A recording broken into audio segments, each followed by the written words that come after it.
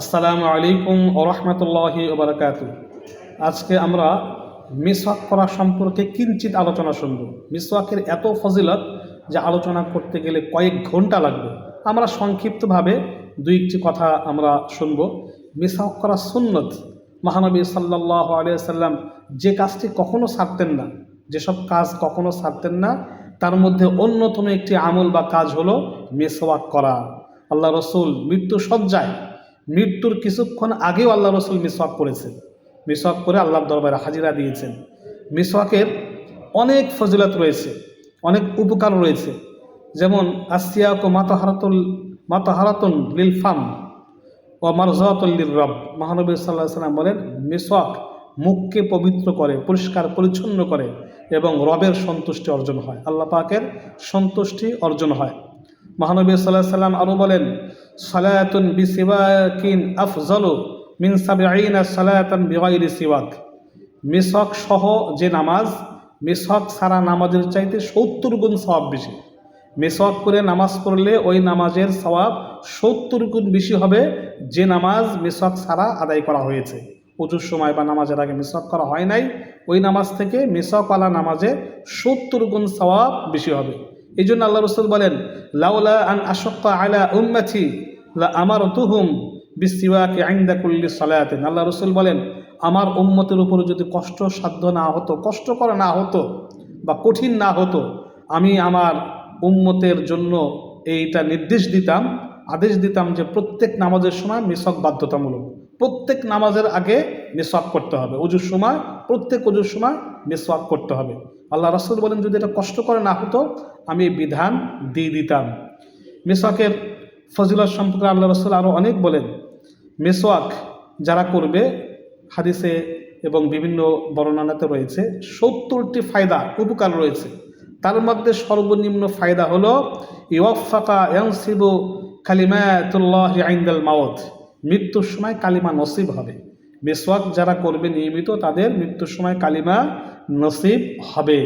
অনেক ফায়দা রয়েছে, তার মধ্যে সর্বনিম্ন ফায়দা হলো এটা। মিসওয়াকের উপর আমল করলে সুন্নত আদায় হয়, আবার ইমানের নূর, চেহারায় সৌন্দর্যতা বৃদ্ধি পায়, ইমানের নূর বৃদ্ধি পায় এবং আল্লাহকে রাজি খুশিও করা হয়, আল্লাহ রাসূলের সুন্নতও আদায় হয়। কখন মিসওয়াক করতে হবে বা করা উচিত? ইনদা কুল্লি সালাত, প্রত্যেক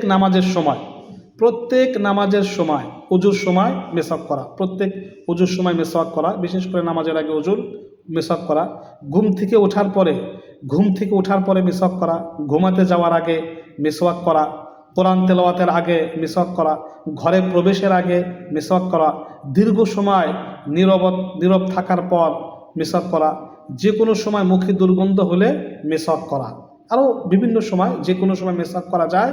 এবং মিসওয়াক যখনই করবেন নিয়ত করে মিসওয়াক করলে সুন্নতের সওয়াব হবে এবং 70টি ফায়দা অর্জন করা যাবে। আরও কি কি গাছ দ্বারা মিসওয়াক করা যায়? আরব গাছ, নিম গাছ, জলপাই গাছ, বাবলা গাছ, তেঁতুল গাছ ইত্যাদি যে কোনো গাছ দ্বারা মিসওয়াক করা যাবে, তবে বিষাক্ত ও দুর্গন্ধ গাছ না হওয়া, বিষাক্ত ও দুর্গন্ধ গাছ না হওয়া, তাছাড়া যে কোনো এই গাছ দ্বারা মিসওয়াক করা যাবে। আল্লাহ রাসূল আরাক গাছ দ্বারা মিসওয়াক সাধারণত বেশি করতেন। এছাড়া জয়তুন, বাবলা গাছ ইত্যাদির মিসওয়াকও করা যায়। মিসওয়াক পরিমাণ কতটুকু হবে? 1 বিঘত পরিমাণ। মিসওয়াক হবে 1 বিঘত পরিমাণ, এর চাইতে বেশি করা উচিত নয়। মিসওয়াক মোটা হবে আঙ্গুলের সমান। ডান পাশের দাঁত থেকে মিসওয়াক করা সুন্নত, শুরু করা সুন্নত, ডান পাশ পরে বাম পাশ, তারপর উপর নিচে, এইভাবে, অর্থাৎ ডান দিক থেকে শুরু করা উচিত। মিসওয়াক দ্বারা জিহ্বাও পরিষ্কার সুন্নত। মিসওয়াক দ্বারা মাঝে মাঝে জিহ্বার তালুতে ঘষা সুন্নত। মহানবী সাল্লাল্লাহু আলাইহি সাল্লাম ঘষেছেন, জিহ্বা পরিষ্কার করেছেন। এইভাবে মিসওয়াক দ্বারা জিহ্বা পরিষ্কার করলে, তালুতে ঘষলে ভিতরের যে এই অম্ল বা তিক্ততা বা গ্যাস, ওটা বের হয়ে যায়। আল্লাহ রসুল এভাবে ঘষেছেন। এই জন্য এভাবে মাঝে মাঝে জিহ্বাতে ঘষা, মিসওয়াক দ্বারা এভাবে হালকাভাবে ঘষা, বেশি জোরে না। মনে মনে নিয়ত করা, মিসওয়াক যখনই আমরা করব মনে মনে নিয়ত করা, মিসওয়াক ব্যবহারের সময় মনে মনে নিয়ত করা। মহানবী সাল্লাল্লাহু আলাইহি সাল্লাম মিসওয়াক করা খুবই পছন্দ করতেন। টুথপেস্ট দ্বারা দাঁত মুখ পরিষ্কার করলে মুখ পরিষ্কার হবে, সুন্নত আদায় হবে না। সুন্নত আদায় করার জন্য অবশ্যই মিসওয়াক প্রয়োজন, এবং শুধু মিসওয়াক ব্যবহার করলে হবে না, মনে মনে আল্লাহর সন্তুষ্টি এবং রাসূলের সুন্নত আদায়ের নিয়ত থাকতে হবে। এইভাবে যদি কোনো ব্যক্তি মিসওয়াক ব্যবহার করে, আল্লাহ পাক রব্বুল আলামিন তাকে 70টি উপকার দান করবেন।